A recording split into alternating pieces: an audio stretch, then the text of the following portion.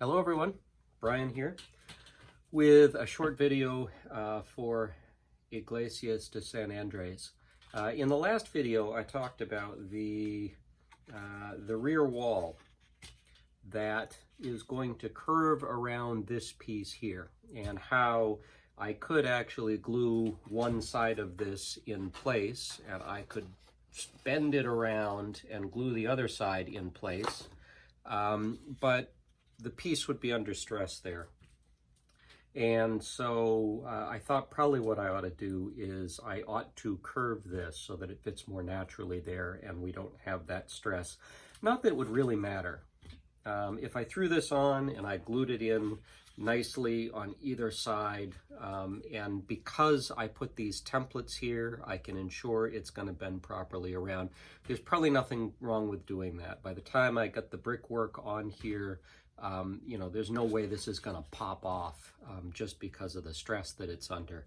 But it just feels like if I curve it, there's less stress there. It'll be easier to put on here. I don't have to worry at all that any of the shape goes wrong. It's easy enough to do, and so why not? So in the last video I said maybe I'd show you how to do that in case you've never done it before, and so I'm going to do that now. I went out to the interwebs and got myself a $8 kit of short brass rods in various sizes. And the one that I'm going to use is the largest one they give me because the radius of this curve is pretty big.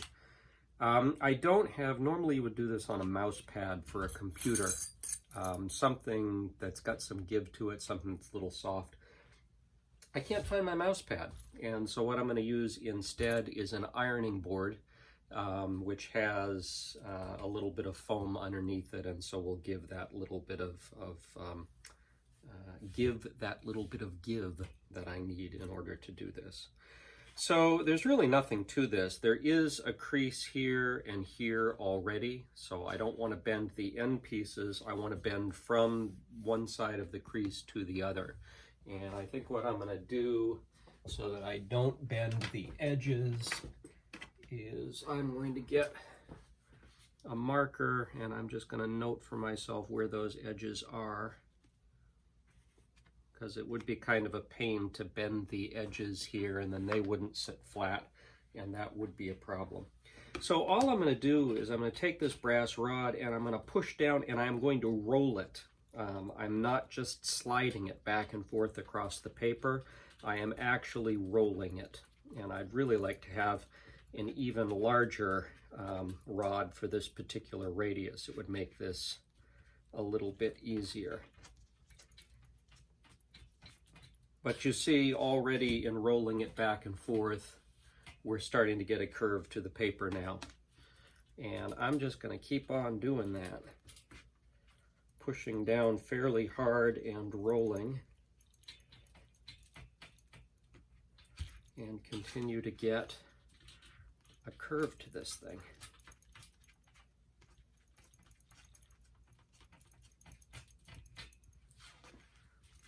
Really need you can't just go like this because you really need pressure on it. I really want a larger rod, and I'm looking around now here to see if I've got anything bigger than this that I can use.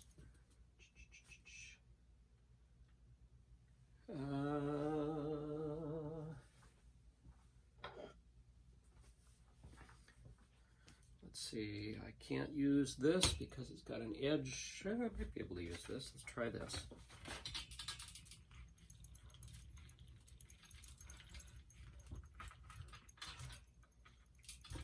I think the metal, for some reason, works better, and probably the radius on this is too big for what I'm doing.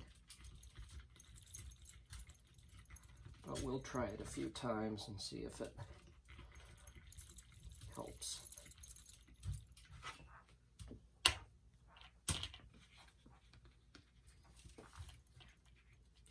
The other problem is that this ironing board isn't quite thick enough. I really want thicker foam than that, because the more I can press this down, the more readily it will curve. So that's getting there. That's better already than it was before. Let's try a smaller one.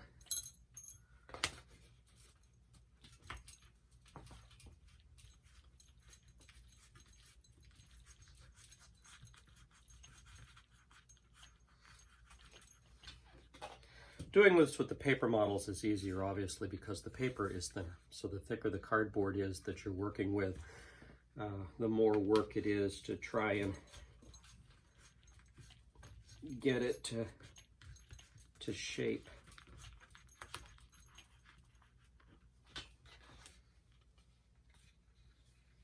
It almost feels like it's gone as far as it wants to go, at least with the thickness I'm working with here.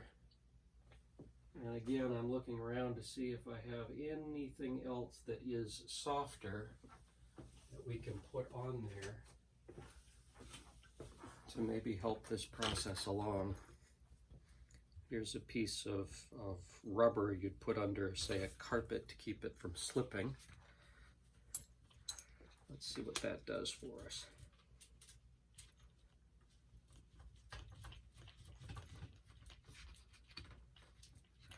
Yeah, you see, the thicker the thicker the soft surface you have underneath, the more readily it bends.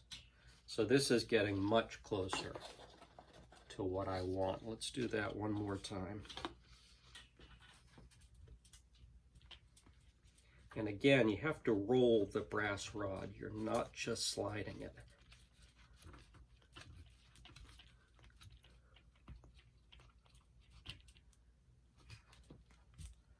Look at that. That is almost perfect. We're going to do one more. One more, and I'm going to use a thinner rod.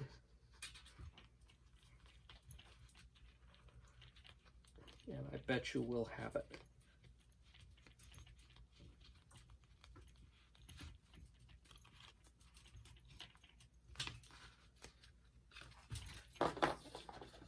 That is 90% of the way there. And I'm not going to worry about going any further, because in lining that up there, there is almost no tension left there. I just said I'm not going to go any further, and yet I am going to do it one more time.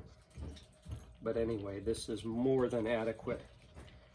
So you can do this anywhere you have a curve to keep that tension off there. And if I had done this to begin with, and I thought about it, I really wouldn't have had to do this at all. At that point, once it's retaining its own shape, you don't really need the back support there to ensure the curve. And you can glue it in place and then do the brickwork over it and you'd be fine. I did this originally because I didn't have any brass rods and I didn't know if I'd order them in time, and so I thought I could bend it around as a sort of second resort. So there you go.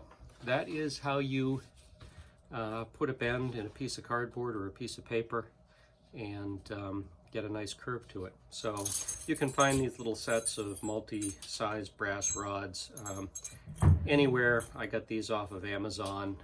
There were many options to choose from, and it was a really cheap set. If you do this, get this and get a good size mouse pad at the same time. The mouse pad is going to be pretty much the right depth of surface to do any curve you want in combination with the various rods here. So there you go, just a 2-second video on Iglesias San Andres, and I think I'm going to glue that up, and in the next video maybe I'll do a little bit of brickwork on this one. So anyway, thank you for joining me this morning. Bye-bye.